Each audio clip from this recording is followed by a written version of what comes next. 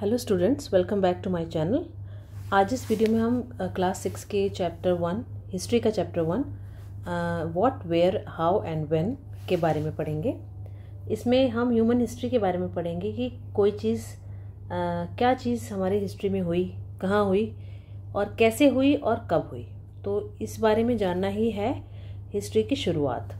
जब हम हिस्ट्री के बारे में जानने की शुरुआत करते हैं तो हमें ये क्वेश्चंस सबसे पहले हमारे दिमाग में आते हैं कि क्या हुआ था हिस्ट्री में, कहाँ हुआ था, कैसे हुआ था और कब हुआ था। तो इसके बारे में हम पढ़ते हैं। Finding out what happened yesterday, you could listen to the radio, watch television, read a newspaper. Last year, ask somebody who remembers.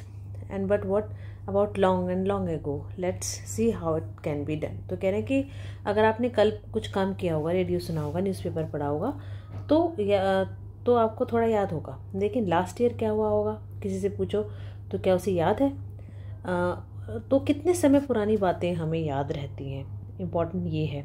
What can we know about the past? तो हम अपने इतने पुराने इतिहास, जो कि ह्यूमन सिविलाइजेशन या human के जन्म से लेकर का जो इतिहास है, जहाँ तक कि हमें मालूम है, इतनी पुरानी बातें कैसे लोग जानते हैं आज।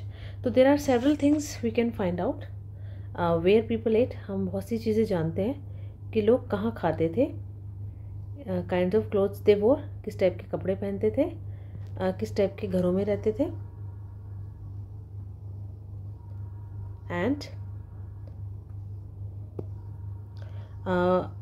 किस टाइप के घरों में रहते थे। And we can find out about the lives of the hunters, herders, farmers, rulers, merchants. तो हम जानते हैं कि जो आदि मानव था, जो पुराना ह्यूमन था स्टार्टिंग में, वो क्या थे? हंटर्स थे। वो जानवरों को खाकर मारकर उनका मांस खाते थे और अनाज को क्या करते थे? इकट्ठा करते थे। जब उन्होंने अनाज उगाना सीखा या जब उन्हें मिला अपने आप जो नेचुरली उग गया, एंड फिर वो जानवरों को पालते थे, फार्मर्स बन गए, फिर रूल करने लगे एक पर्टिकुलर जगह पर, और व्यापारी बन गए, पुजारी बन गए, crafts person, artist, musician, scientist, और बहुत सारी चीज़ें धीरे धीरे सीखी। We can also find out about the games children played.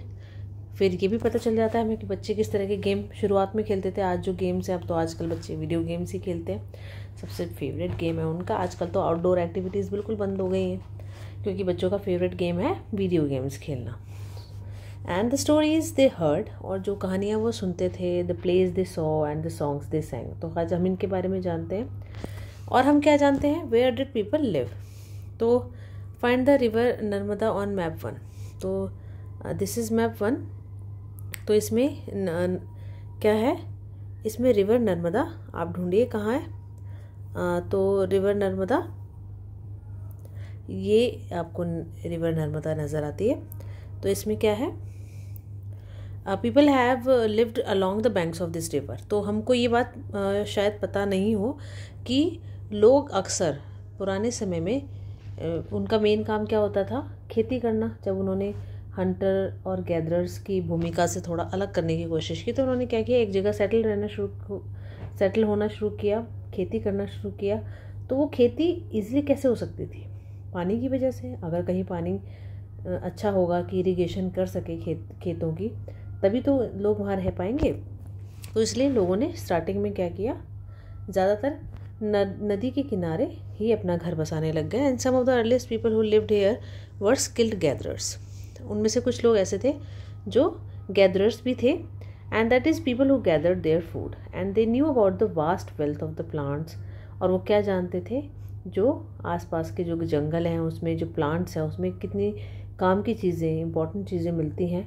और फिर उन्होंने क्या किया? जड़ों को, फ्रूट्स को, और जो भी फॉरेस्ट से जितना प्रोड्यूस नहीं मिला, अपने भोजन के लिए उसे यूज़ किया। And they also hunted animals. तो फिर वो एनिमल्स को भी साथ साथ, क्योंकि वो प्लांट से मिलने वाला फूड ही नहीं खाते थे, वो एनिमल्स से मिलने वाली जो फूड था वो भी खाते थे। Now find the Sulaiman and Kirthar hills. Sulaiman और किर्थर हिल्स आपको कहाँ मिलेंगी? ये सुलेमान एंड किर्थर। तो ये हिल्स यहाँ पर हैं नॉर्थ वेस्ट की साइड में। And some of the areas where women and men first begin to grow crops. सबसे पहला एरिया ये है जहाँ पे लोगों ने क्या किया? क्रॉप्स उगाना शुरू किया, such as wheat and barley about 8,000 years ago are located here. People also began rearing animals like sheep, goat and cattle and lived in villages. तो ये सब चीज़ें भी पता है हमें। गारो और खासी हिल्स ये आपको दिखती हैं, ठीक है। तो इस तरह के जगह पर लोग क्या करते थे, शीप, गोट, कैटल और पालते थे और विलेजेस में रहते थे। विंध्यास कहाँ है? विंध्यास आपको यहाँ मिलेगा ये। These were some of the areas, ये उन एरियाज़ में से एक हैं जहाँ पर एग्रीकल्चर डेवलप हुई। तो ये प्लेसेस जहाँ पर राइस सबसे पहले उगाया गया वो विंध्यास जो माउंटेन्स आपको दिखाए मैंने अभी, इसके नॉर्थ साइड में, यहाँ इसके इस एरिया में, विंध्यास के नॉर्थ साइड में सबसे पहले क्या हुआ, राइस उगाया गया। Trace the river Indus and it's tributaries. अब इसी मैप में आप रिवर इंडस देखेंगे और उसकी ट्रिब्यूटरीज देखेंगे। इंडस ये है, ट्रिब्यूटरीज जो इस इंडस से निकल रही हैं, ये सारी झेलम, चेनाती, रावी, सतलज, ब्यास, ये सब क्या है, इसके ट्रिब्यूटरीज हैं। तो आप इनको देखिए, इसमें क्या है, ट्रिब्यूटरीज तो स्मॉलर रिवर्स होते हैं जो कि एक बड़ी रिवर में से निकलते हैं। तो लगभग 4700 years ago some of the earliest cities flourished on the banks of this rivers. तो शुरुआत में मैंने आपको बताया कि लोगों ने पानी के सोर्सेज के पास रहना शुरू किया, तो इसलिए वहाँ पर सिटीज़ भी डेवलप हुई। Later about 2500 years ago cities developed on the bank of the Ganga. फिर बाद में उसके कुछ समय बाद क्या हुआ, गंगा नदी के किनारे सिटीज़ डेवलप होने लगी और उसकी ट्रिब्यूटरीज़ के नज़दीक और सी कोस्ट के नज़दीक। अब गंगा नदी और उसकी ट्रिब्यूटरीज़, जिसे हम सोन नदी भी है, तो in ancient time the area along these rivers to the south of the Ganga was known as Magadha. तो गंगा नदी के साउथ का जितना भी एरिया था उसे मगध कहा जाता था। अब वो बिहार स्टेट में पड़ती है जगह। इसके जो रूलर्स थे वो बहुत पावरफुल थे and set up a large kingdom. तो उन्होंने बहुत बड़ा राज्य स्थापित किया। किंगडम दूसरे पार्ट में भी हुए, फ्लरिश हुए, एस्टेब्लिश हुए, and throughout the people travelled from one part to the subcontinent to other. तो इसमें क्या हुआ, लोग एक जगह से दूसरी जगह ट्रैवल करते थे। Hills and high mountains including the Himalayas, deserts and rivers and seas made journeys dangerous. तो क्या हुआ, इतने रास्ते में नदियाँ पड़ेंगी, पहाड़ पड़ेंगे, तो इतनी बड़ी बड़ी पहाड़ियाँ पड़ेंगी, तो क्या होगा, ये जर्नी करना बहुत मुश्किल हो जाता था। फिर क्या हुआ, बट नेवर इम्पॉसिबल, लेकिन इम्पॉसिबल नहीं था, लोगों ने तब भी ये सब किया। So man and women move to in search of livelihood. लोग अपनी पैसे कमाने के लिए, मतलब जीवन जीने के लिए, फ़िलहाल तो पैसा कमाना आजकल लाइवलीहुड है, लेकिन तब वो पैसे नहीं, वो अपने खाने पीने की चीज़ों का इंतज़ाम करने के लिए मूव करने लगे। And also to escape from natural disaster. तो नेचुरल डिज़ास्टर जिस जगह पर ज़्यादा आते थे उससे बचने के लिए भी लोग नई नई जगह ढूंढने लगे, जैसे फ्लड्स एंड ड्रॉट्स आते हैं। समटाइम्स मैन मार्च्ड इन आर्मीज कॉन्करिंग अदर्स लैंड्स। तो बाद में धीरे धीरे जब सिटीज़ इंपॉर्टेंट हो गई, जगह इंपॉर्टेंट हो गई, तो लोग एक दूसरे की जगह को कॉन्कर यानी जीतने के लिए क्या करते थे, आर्मीज़ बनाने लगे। बिसाइड्स मर्चेंट्स भी क्या करते थे, जो व्यापारी होते थे वो कारवाओं में जाते थे, यानी ग्रुप्स में और शिप्स में, carrying valuable goods from place to place, अपने सामान को बेचने के लिए एक जगह से दूसरी जगह लेके जाते थे। And religious teachers walked from village to village. और जो रिलीजियस टीचर्स होते थे, जो धर्म की शिक्षा देते थे, वो एक गांव से दूसरे गांव, एक टाउन से दूसरे टाउन क्या जाते थे, stopping to offer instruction and advice on the way. साथ में लोगों को इंस्ट्रक्शन और एडवाइस भी देते थे। And finally some people perhaps travel driven by spirit of adventure. कुछ लोग सिर्फ कुछ एडवेंचर, जैसे एडवेंचर होता है ना कि हमको स्कीइंग करनी है, हमको माउंटेन क्लाइंबिंग करनी है, तो ये सब इस तरह के एडवेंचर्स जिनको करने का शौक़ होता था वो करते थे, उसी हिसाब से भी ट्रैवल करते थे। And wanting to discover new and exciting places, कि चलो नई जगह ढूंढते हैं जहाँ पे रहा जा सकता है या कुछ एडवेंचर किया जा सकता है। And all these led to the sharing of ideas between people. तो लोग जब एक जगह से दूसरी जगह मूव करते हैं तो अपने एक दूसरे की एक्सपीरियंसेस, अपने आइडियाज़ शेयर करते हैं। तो लोगों ने क्या किया, इसी तरीके से एक दूसरे के साथ अपने आइडियाज़ शेयर किए। अब वाई डू पीपल, अब पहले के ज़माने के लोग क्यों ट्रैवल करते थे ये हमने पता लगा लिया इस पैराग्राफ में। अब आज लोग क्यों ट्रैवल करते हैं, मैप 1 को दोबारा से देखिए, जो पीछे देखा था हमने। हिल्स, माउंटेन्स और सीज जो नेचुरल फ्रंटियर्स हैं वो सब कॉन्टिनेंट के मतलब सीमाओं पे है, तो while it was difficult to cross these frontiers those who wanted could and did scale the mountains and cross the seas. तो लेकिन जो करना चाहते थे इनको पार, वो तब कर लेते थे। People from across the frontiers and came into the subcontinent settle here. तो जो बाहर की सीमाओं की, जैसे कि हमारे इंडिया के बाहर के लोग भी इंडिया में आए, इन सबको क्रॉस करके और यहाँ रह गए। तो these movements of people enriched our culture. तो उससे क्या हुआ कि जब बाहर से लोग आए तो उनका कल्चर हमने अडॉप्ट किया, हमारा कल्चर उन्होंने अडॉप्ट किया, ना चाहते हुए भी या चाहकर भी। तो उससे क्या हुआ, हमारा कल्चर और एनरिच हो गया, यानी कि उसमें बहुत सी नई चीज़ें आ गई। तो people have share new ways of carving stone. लोगों ने स्टोन्स को कार्व करना, यानी कि उसमें कुछ हम कुरेद के कुछ बनाते हैं, उसको करना सीखा। एंड कंपोजिंग म्यूज़िक भी कंपोज करना सीखा। And even cooking food and over several hundred of years. अब नेम्स ऑफ द लैंड्स कैसे पढ़ें। Two of the words we often use for our country are India and Bharat. तो हमारे देश का नाम हम इंडिया भी बोलते हैं इंग्लिश में, एंड भारत भी बोलते हैं। तो the word India comes from the Indus. तो जो इंडस नदी थी वो इतनी इंपॉर्टेंट थी कि उसके नाम पर इंडिया का नाम पड़ा। एंड कॉल्ड सिंधु, और संस्कृत में उसे सिंधु नदी बोलते हैं। Find Iran and Greece in your atlas. तो आप अपना एटलस खोलकर देखिए, उसमें ग्रीस और ईरान जगह देखिए कहाँ पर पड़ती है। The Iranians and Greeks who came through the north west. तो नॉर्थ वेस्ट एरिया से ये लोग आए इंडिया में 2500 साल पहले, और वर फेमिलियर विद द इंडस। वो जानते थे इंडस नदी है, और उसको वो हिंदौस बोलने लगे एंड इंडोस बोलने लगे। तो the land on the east of the river was called India. तो उस रिवर के ईस्ट का जितना भी एरिया था उसे इंडिया कहा जाने लगा। द नेम भारत, और भारत नेम कहाँ से आया, वो use for a group of people who lived in the north west. तो जो नॉर्थ वेस्ट के साइड रहते थे उनको भारत ग्रुप कहा जाने लगा, लोगों के लिए तब ये यूज होता था word. And who were mention in the Rigveda. तो जो हमारे 4 वेद हैं हिंदुओं के, उसमें से जो ऋग्वेद है उसमें इसका मेंशन है।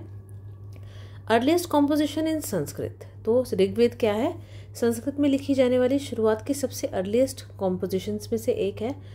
लगभग 3500 साल पहले लिखा गया था। And later it was used for the country. तो पहले तो ये ग्रुप ऑफ पीपल के लिए भारत वर्ड बोला जाता था, लेकिन बाद में ये पूरे भारत के लिए यानी पूरे देश के लिए यूज़ किया जाने लगा। अब है finding about our past. There are several ways of finding out about the past. बहुत सारे तरीके हैं हम पास्ट के बारे में कैसे जान सकते हैं। One is to search for and read books and were written long ago. तो लोगों को कुछ ढूंढना पड़ता है, बुक्स पढ़नी पड़ती हैं जो बहुत साल पहले लिखी गई हों। तो इनको हम मैन्यूस्क्रिप्ट्स बोलते हैं। जो अपने हाथ से लिखी हुई कुछ बातें होती हैं, जब लोग उसे पुरानी हाथ से लिखी गई चीज़ों को पढ़ते हैं तो वो बोलते हैं कि इसे मैन्यूस्क्रिप्ट्स पढ़ रहे हैं। ठीक है। And because they were written by hand, तो हाथ से लिखी गई, तो लैटिन वर्ड हाथ के लिए क्या बोला जाता है, मनु। मेन्यू, आप मेन्यू बोल सकते हैं क्योंकि इंग्लिश का वर्ड है हमारे लिए। And these for usually written in palm leaf. तो ये जो मैन्यूस्क्रिप्ट थे नॉर्मली उस टाइम पे कागज़ तो होता नहीं था, कागज़ तो बाद में इन्वेंट हुआ। तो उस टाइम क्या करते थे, पाम ट्री के लीफ इतनी बड़ी होती थी कि उस पर लिखा जाना बहुत ईजी था, तो उस पर लिखते थे। As the birch and which grows in the Himalaya. तो ये ट्री कहाँ, हिमालयाज़ में होता है। एंड ओवर द ईयर्स, कई साल बीतने के बाद मैनी मैन्यूस्क्रिप्ट्स वर ईटन अवे। अब पत्ते ही हैं, उसे कीड़े खा जाते हैं, तो बहुत सारी मैन्यूस्क्रिप्ट इंसेक्ट्स खा गए और कुछ डिस्ट्रॉय हो गई। बट ये देखिए, सॉरी, लास्ट पेज में ये जो है ये एक मैन्यूस्क्रिप्ट है। ये क्योंकि ये एक ट्री के बाग पर लिखी गई है, ट्री की जो छाल होती है उस पर लिखी गई है। तो बट मैनी हैव सर्वाइव्ड, लेकिन उसमें से कुछ बच गई हैं। ऑफन प्रिजर्व्ड इन टेम्पल्स, अक्सर वो आपको कहाँ मिलेगी, बड़े बड़े टेम्पल्स, मोनेस्ट्रीज में। और इन बुक्स में क्या है, बहुत सारे सब्जेक्ट्स के बारे में है। रिलीजियस बिलीव्स, लोग किस तरह के रिलीजियस बातों पर विश्वास करते थे, कैसी प्रैक्टिसेस करते थे। एंड राजाओं की लाइफ, मेडिसिन, साइंस, सब के बारे में है। इसके अलावा कुछ एपिक्स भी हैं एंड पोएम्स, प्लेज, ये सब भी हैं। Many of these were written in Sanskrit. बहुत सारी चीज़ें इनमें से संस्कृत में लिखी गई हैं, कुछ प्राकृत भाषा में। प्राकृत भाषा वो भाषा होती है जो लोग बोलने में यूज़ करते हैं, और तमिल भाषा में। हम इंस्क्रिप्शंस भी पढ़ते हैं। तो ये क्या इंस्क्रिप्शंस क्या होते हैं, ये थोड़े हार्ड सरफेस पे लिखी जाती हैं, जैसे स्टोन या मेटल पे। जैसे पत्ता तो बहुत सॉफ्ट था, जो ट्री का जो छाल है वो भी बहुत सॉफ्ट थी, लेकिन ये जो हम थोड़े से हार्ड सरफेस पे लिखते थे उसे इंस्क्रिप्शंस बोला जाता था, क्योंकि ये ईजिली मिटती नहीं थी। कई बार किंग्स क्या करते थे, अपने ऐसे ऑर्डर्स दे देते थे कि उनको inscribe so that people could see, इस तरह के ऑर्डर्स हमारे लिखवा दी जाएँ ऐसी जगह पर कि लोग आते जाते उसे देख सकें, हमारे ऑर्डर्स को, and read and obey them. And there are other kind of inscriptions. कुछ इंस्क्रिप्शंस क्या होती थी जहाँ पर मैन एंड वीमेन, जिसमें राजा और रानी भी होते थे, वो उस चीज़ की रिकॉर्डिंग रखते थे, यानी उसको रिकॉर्ड करके रखते थे कि उन्होंने क्या किया। जैसे कोई किसी राजा ने किसी एक जगह पर अपना अधिकार कर लिया, जीत लिया उसे, तो वो अपने आप को दिखाने के लिए कि हाँ ये चीज़ मैंने जीती, उसको दिखाने के लिए वो प्राइड के रूप में लिखवाते थे inscriptions. For example, Kings often kept records of victories in battle. Can you think of the advantages of, अब आपको क्या लगता है कि इंस्क्रिप्शंस वगैरह जो लिखवाई, इसका क्या फ़ायदा था, कि हार्ड सरफेस पे लिखवाने का क्या फ़ायदा हुआ? तो एक इम्पॉर्टेंट फ़ायदा तो यही है सबसे, कि वो ज़्यादा समय तक सेफ रह सकता था और उसको वो ईज़िली ख़त्म, नष्ट नहीं हो सकता था, कोई कीड़े नहीं खा सकते थे, बारिश वगैरह में धुल नहीं सकता था। तो there were many other things that were made and used in the past. और भी बहुत सारी चीज़ें थी। Those who study these objects are called archaeologist. तो इन जो चीज़ें हमें पुराने समय की मिलती हैं, इंस्क्रिप्शंस, मैन्यूस्क्रिप्ट्स, तो इनको जो लोग पढ़ने का, इनको समझने का काम करते हैं, उनको हम आर्कियोलॉजिस्ट कहते हैं। They study the remains of the buildings made of stone and brick. वो क्या करते हैं कि इस तरह की जो बिल्डिंग उन्हें उन साइट्स पर मिलती है, आर्कियोलॉजिकल साइट्स पर, जहाँ पर वो उन्हें लगता है कि कोई सिविलाइजेशन रही होगी, लोग रहते होंगे, तो वहाँ के स्टोन और ब्रिक पर के जो रिमेन्स उन्हें मिलते हैं, पेंटिंग, स्कल्पचर, जितना भी मिलता है, उसे रीड करने का, उसे समझने का काम करते हैं वो। They also explore and excavate. तो क्या करते हैं, पता लगाते हैं, और एक्सकवेट का मतलब खुदाई करते हैं, अर्थ के सरफेस को थोड़ा खोद के देखते हैं कि अंदर क्या है। And to find tools, weapon, pots, pans, ornaments और कॉइन्स उन्हें मिलते हैं पुराने ज़माने के लोगों के। और कुछ ऑब्जेक्ट्स इसमें से स्टोन के बने होते हैं, कुछ हड्डियों के, कुछ पकी हुई मिट्टी के और मेटल के। Objects that are made of hard imperishable substances usually survive for long time. तो अगर हम, इस क्वेश्चन का आंसर यही है कि अगर हम किसी हार्ड सरफेस पर कोई चीज़ लिखेंगे या इस तरह की चीज़ पर लिखेंगे जो ख़त्म ना हो, ख़राब ना हो, इम्पेरिशेबल मतलब, तो वो बहुत ज़्यादा समय तक सर्वाइव करती हैं। Archaeologist also look for bones of animals. Archaeologist जानवरों की हड्डियों को भी ढूंढते हैं, बर्ड्स की, फिश की, जिससे कि पता लगे कि लोग क्या खाते थे पास्ट में। जिसकी हड्डियाँ मिलेंगी ऑब्वियसली वही खाया होगा। प्लांट्स रिमेन्स सर्वाइव फार मोर रेयरली। तो प्लांट्स के रिमेन्स इतने ज़्यादा दिनों तक नहीं, क्योंकि वो डिकम्पोज हो जाते हैं इजीली, उनके रिमेन्स नहीं मिलते। Seeds of grain of pieces of wood have been burned. तो इनको या तो जला दिया गया होगा, किसी अनाज के बीजों को या वुड के पीसेस को, तो इसलिए they survive in the charred form. इसका मतलब ये है कि वो अच्छी कंडीशन में नहीं मिलते हैं। Do you think cloth is found frequently by archaeologist? आपको क्या लगता है कि आर्कियोलॉजिस्ट को क्या कपड़े मिलते रहते होंगे अपनी खुदाई में, जब अपनी एक्सकेवेशन करते होंगे? तो historians that is scholars who study the past. अब हिस्टोरियंस किसे बोलते हैं? अभी हमने यहाँ पढ़ा आर्कियोलॉजिस्ट किसे बोलते हैं, अब हम ये देख रहे हैं हिस्टोरियंस क्या होते हैं। ऐसे पढ़े लिखे लोग जो कि पास्ट के बारे में पढ़ते हैं। Often use the word source to refer to the information found from the man. तो वो अपने सोर्स के रूप में किसको पढ़ते हैं? वो मैन्यूस्क्रिप्ट जो मिली, इंस्क्रिप्शंस मिली, जो आर्कियोलॉजी में मिली, तो आर्कियोलॉजिस्ट ने उन्हें ढूंढा और उन्हें पढ़ने और समझने का काम किसने किया? हिस्टोरियंस ने किया। तो एक बार सोर्स मिल गए तो पास्ट के बारे में जानने की जो एक उत्सुकता होती है, वो एक एडवेंचर बन जाता है। As we reconstructed bit by bit. तो हम, क्योंकि धीरे धीरे एक के साथ एक कड़ी जोड़ के कुछ ना कुछ एक कहानी सी क्रिएट कर लेते हैं कि हाँ ऐसा हुआ होगा। तो हिस्टोरियंस और आर्कियोलॉजिस्ट लाइक डिटेक्टिव्स, तो एक तरह के वो डिटेक्टिव की तरह काम करते हैं, क्योंकि उन्हें कुछ पता लगाना होता है। And who use all these sources like clues to find out about the past. ये वो काम करते हैं। वन पास्ट और मैनी, तो क्या हमारा एक ही पास्ट रहा होगा या कई सारे पास्ट हैं? Did you notice the title of this book our past? तो हमारे बुक का टाइटल ही our past. It means we must have had many pasts. तो we have use the word past in plural, हम plural में past word use कर रहे हैं। तो जिससे हम इस बात की तरफ ध्यान दिलाना चाहते हैं कि पास्ट डिफरेंट था अलग अलग लोगों का। जैसे हम इंडिया में रहते हैं तो हम लोगों का पास्ट डिफरेंट था, तो जो इंडिया के बाहर की कंट्रीज़ हैं उनका पास्ट अलग है। जैसे कि lives of the herders and farmers were different from those of, अब किंग्स और क्वींस की लाइफ इनकी तरह तो नहीं रही होगी, नॉर्मल पीपल की तरह, उनका पास्ट अलग था। लेकिन जो नॉर्मल लोग थे, जो हर्डर्स थे, फार्मर्स थे, उनका पास्ट अलग रहा होगा। तो lives of the merchants were different from those of the craft person and so on. इसलिए आज भी ये बात उतनी ही सच है, लोग अलग अलग तरह की प्रैक्टिसेस फॉलो करते हैं, अलग अलग तरह के रीति रिवाज अलग अलग कंट्री के पार्ट्स में यूज़ होते हैं।